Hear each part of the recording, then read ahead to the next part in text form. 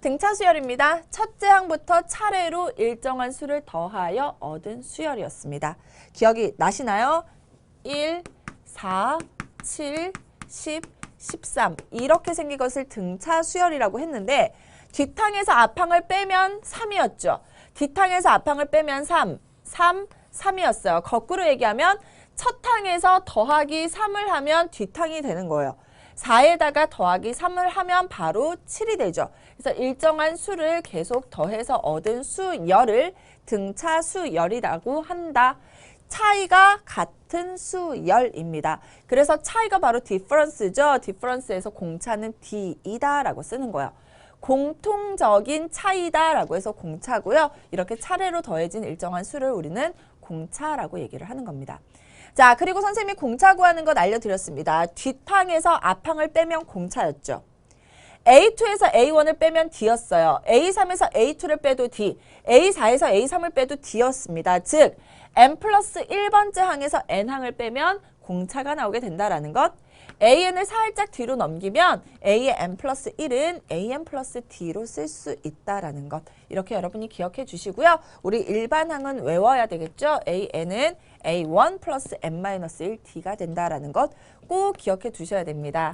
선생님이 다시 한번 강조하지만요. 이거 선생님 지난 시간에 일반항 만드는 거 보여드렸죠. 그것을 개념을 이제 알아가는 과정이라면 여러분이 이 공식까지를 정확하게 알고 있어야 개념을 정확하게 안다라고 얘기를 해줄 수가 있는 겁니다. 어쨌든 우리 등차 수열의 일반항까지 모두 알아봤었고요. 여기서 선생님이 하나 더 얘기를 해드리고 싶은 게 있는데요. 1을 A 첫 번째 항 A1, 4를 A2, 7을 A3, 10을 A4, 13을 A5 하나 더 써볼까요? 그 다음에 16이 있겠죠. 이 16을 A6이라고 한번 해볼게요.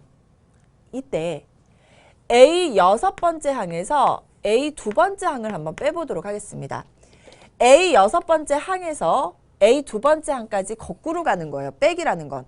자, 16 빼기 4 하면 얼마예요? 12죠. 이 12라는 값이 16 빼기 2에서 16 빼기 4죠. 4를 해서 이 12라는 값이 과연 무엇이냐라는 겁니다.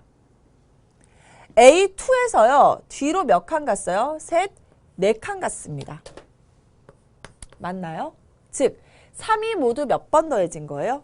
4번 더해지면 되는 거예요. 즉, A6에서는요. 3을 몇 번 빼버리면 4번 빼면 4가 나오겠죠. 맞습니까? 그래서 A 2번째 항과 A 6번째 항은요. 공차가 모두 몇 개? 4개로 이렇게 이루어져 있다라는 것을 아실 수 있어요. A 5번째 항에서 A 2번째 항을 빼볼게요. A 5번째 항은 얼마다라고 주어져 있냐면 13. A 2번째 항은 4라고 주어져 있습니다. 써볼까요? 13 빼기 4는 9가 나왔어요. 이 9가 과연 뭐냐라는 겁니다. 공차가 모두 몇 개 차이 나고 있어요? 3개.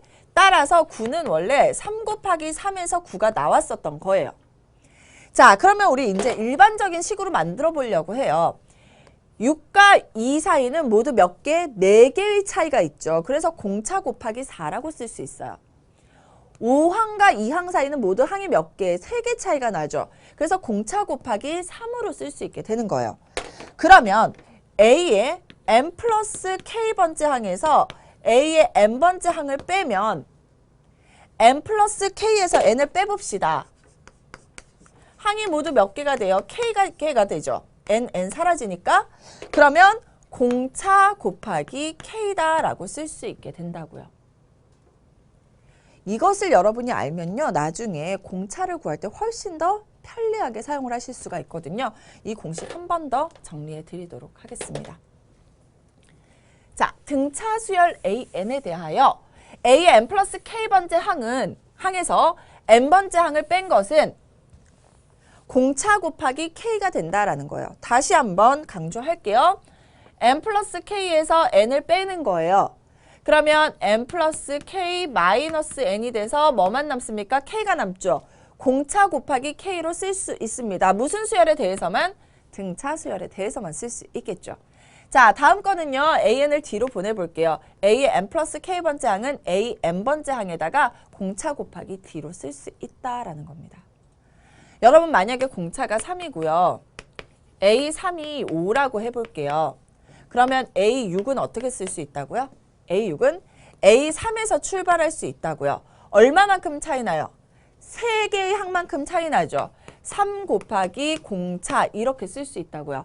따라서 A3은 5가 되고 3 곱하기 공차 3 해서 A6은 14가 나오게 된다라는 것을 알 수 있게 된다고요. 여러분이 일반항에서 무조건 출발할 필요는 없다라는 것을 이 식을 통해서 알 수 있게 되고요. 이런 식들을 알고 있으면 나중에 문제 풀 때 여러분이 훨씬 더 수월하게 문제를